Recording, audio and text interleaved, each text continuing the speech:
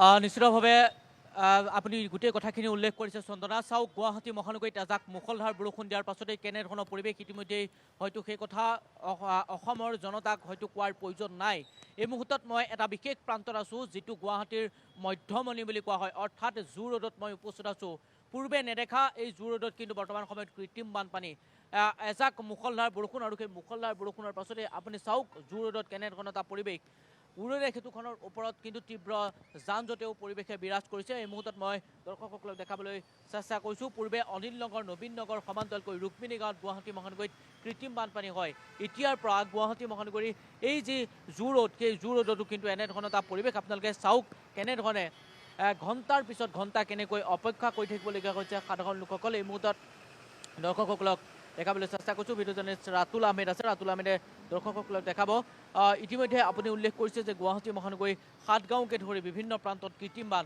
সমান্তৰালকৈ জু ৰোডতো কিন্তু যদি আপুনি চায় তেনেহ'লে একেই পৰিৱেশ। আৰু এই সময়ছোৱাত বিদ্যালয় মহাবিদ্যালয়লৈ যোৱাৰ এই সময়ছোৱাত বা অফিচ কাছাৰীলৈ যোৱাৰ এই সময়ছোৱাত কিন্তু সাধাৰণ লোকসকলে কিন্তু জীয়াতু ভুগিবলগীয়া হৈছে। আৰু এই মুহূৰ্তত আমি দৰ্শকসকলক দেখাবলৈ চেষ্টা কৰিছোঁ সাধাৰণ লোকসকলে কেনেকৈ জীৱন অতিবাহিত কৰিবলগীয়া হৈছে। দৰ্শকসকলক দেখাইছোঁ। ক'ৰ পৰা আহিছে আপুনি?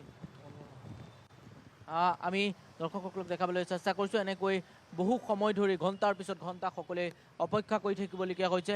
গুৱাহাটী মহানগৰীৰ বিভিন্ন প্ৰান্তত কৃত্ৰিম বানপানীৰ দৰে পৰিৱেশে বিৰাজ কৰিছে। আৰু বৰ্তমান সময়ত জু ৰোডত আজিৰ দিনটোত কেনেধৰণৰ পৰিৱেশ, পুৱাৰে পৰা অহা এজাক মুষলধাৰ বৰষুণে কেনেধৰণৰ পৰিৱেশে বিৰাজ কৰিছে আপোনালোকক দেখাবলৈ চেষ্টা কৰিছোঁ। কিমান পানী আছে আগত? কিমান পানী আছে আগত? বহুত পানী আছে। বন্ধ কৰিবলগীয়া হৈছে নেকি? দোকান খোলাই নাই, এটা চাইডত খুলিছোঁ আৰু এটা চাইডত খোলাই নাই। এটা খুলিছোঁ, এতিয়া পানী কমিলেহে কাম চাম আহিলেহে কৰিব পাৰিম। পানী সোমাই নেকি? পানী সোমাই, যোৱাবাৰ পানী সোমাইছিলে, এইবাৰ পানী সোমোৱা নাই, এইবাৰ অকণমান কম হৈছে কাৰণে সোমোৱা নাই। এনেধৰণৰ এটা পৰিৱেশ এই মুহূৰ্তত আমি জু ৰোডৰ পৰা দৰ্শকসকলক দেখাবলৈ চেষ্টা কৰিছোঁ। কেনেধৰণে বহু সময় ধৰি অপেক্ষা কৰি থাকিবলগীয়া হৈছে আৰু পদপথেদিয়েই সকলোৱে অহা যোৱা কৰিছে। আৰু পদপথসমূহ যেনেদৰে মেৰামতি কৰিব লাগে তেনেধৰণে কিন্তু মেৰামতি কৰা আমি দেখিবলৈ পোৱা নাই। সকলোৱেই দুচকীয়া যিসমূহ বাহন, সেই দুচকীয়া বাহনসমূহ কিন্তু তেওঁলোকে পদপথেদিয়েই তেওঁলোকে লৈ আনিছে। আগত কিমান পানী? আগত অকণমান পানী আছে বাৰু। আহিলোঁ সেইখিনি মই আৰু এনেকৈ ঘূৰি পিনে মই আৰু যাব লাগিব। এতিয়া যাব আপুনি? মই আপোনাৰ ফটাশিলামবাৰী যাম। হয়, অসুবিধা হয় বা বৰষুণ দিলে? হয়, অসুবিধাটো হৈ আছে বাৰু। এতিয়া ব্লেম আপোনাৰ অনলি মানুহে আপোনাৰ নলা চলাটো আপোনাৰ বটল চটল বা সেনেকুৱা পেলাই আছে। প্লাছ অলপমান আমাৰ এইখিনি ছিষ্টেমটো অকণমান ভাল হ'লে ভাল আছিলে আৰু সেইখিনিয়ে। এজাক বৰষুণ দিলে যেতিয়া আপুনি ইমান দূৰ আপুনি এতিয়া আকৌ এক ৰাউণ্ড ঘূৰিবগৈ লাগিব। মই এনেকৈ ঘূৰি পিনে সেনেকৈ মই যাব লাগিব আপোনাৰ। ধন্যবাদ জনাইছোঁ। আন এগৰাকী আছে, মই যদি সম্ভৱ হয় কথা পাতি। তেখেত ইতিমধ্যে গুচি গৈছে। এই মুহূৰ্তত আমি দৰ্শকসকলক দেখাবলৈ চেষ্টা কৰিছোঁ। এয়া হৈছে গুৱাহাটী মহানগৰীৰ পৰিৱেশ। গুৱাহাটী মহানগৰীত এই মুহূৰ্তত জু ৰোডৰ পৰা চন্দনা আপোনাৰ যোগেদি দৰ্শকসকলক দেখাবলৈ চেষ্টা কৰিছোঁ জু ৰোডত কেনেধৰণৰ পৰিৱেশ। মাত্ৰ গুৱাহাটী মহানগৰীত অহা দুঘণ্টাৰ এজাক বৰষুণ আৰু সেই মুষলধাৰ সেই বৰষুণৰ ফলতেই গুৱাহাটী মহানগৰীত ঠায়ে ঠায়ে কৃত্ৰিম বান আৰু সেই কৃত্ৰিম বানত পুনৰ ডুব গৈছে ৰাজধানী গুৱাহাটী।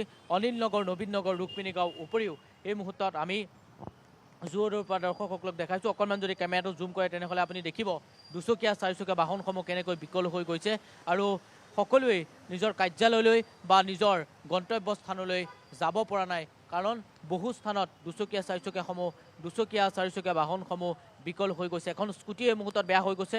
আমাৰ এই পোনপটীয়া সম্প্ৰচাৰ দৰ্শকসকলক দেখাবলৈ চেষ্টা কৰিছোঁ। এয়াই হৈছে আজি তাৰিখত গুৱাহাটী মহানগৰীকৰ নাজল নাথল অৱস্থা।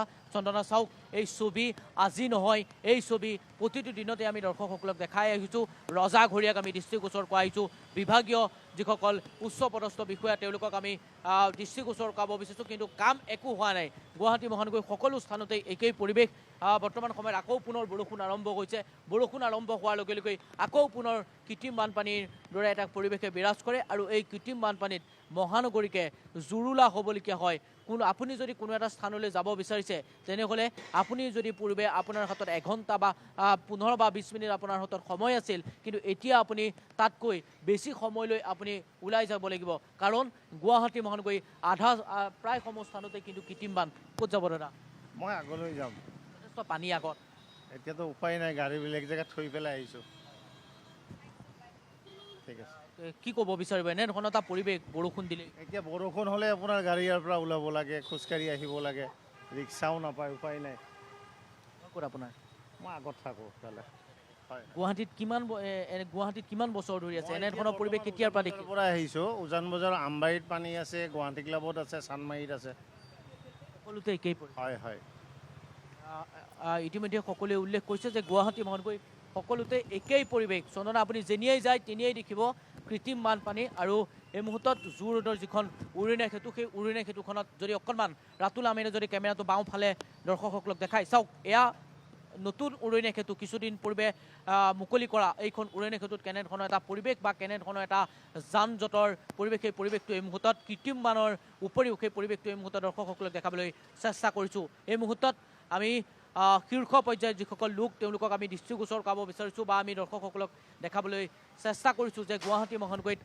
এজাক মাত্ৰ বৰষুণৰ ফলতেই কেনেধৰণৰ এটা পৰিৱেশে বিৰাজ কৰিছে বৰ্তমান সময়ত আন এখন স্কুটি এই মুহূৰ্তত বিকল হৈছে চাওক এনেদৰেই দুচকীয়া চাৰিচকীয়া সকলো বাহন এই মুহূৰ্তত বিকল হৈ পৰিছে সাধাৰণ যিসকল লোক সেই সাধাৰণ লোকসকলৰ কিন্তু জনজীৱন ইতিমধ্যেই স্তব্ধ হৈ পৰিছে এয়া আমি জোৰদৰ পৰা দৰ্শকসকলক দেখাইছোঁ সমান্তৰালকৈ গুৱাহাটী মহানগৰী আন পানসমূহত কেনেধৰণৰ পৰিৱেশ আমি দৰ্শকসকলক দেখাম আন এখন বাহন এই মুহূৰ্তত বিকল হৈ পৰিছে প্ৰতিখন বাহন প্ৰতিখন দুচকীয়া প্ৰতিখন চাৰিচকীয়া বাহন এনেদৰেই বিকল হৈ পৰিছে আপুনি যদি চায় তেনেহ'লে অকল জু ৰোডেই নহয় চন্দনা অকল জু ৰোড বুলি ক'লে ভুল কোৱা হ'ব ৰুক্মিণী গাঁও হাতীগাঁও অনিল নগৰ নবীন নগৰ সকলোতে কিন্তু একেই পৰিৱেশ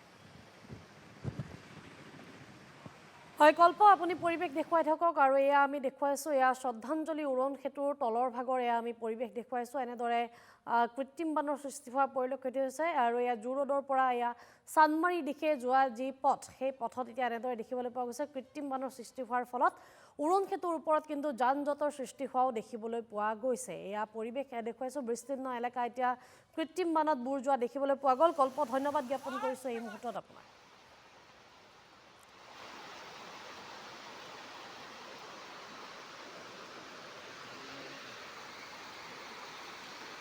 বেঞ্চখন দেখা নোপোৱা বেঞ্চখনো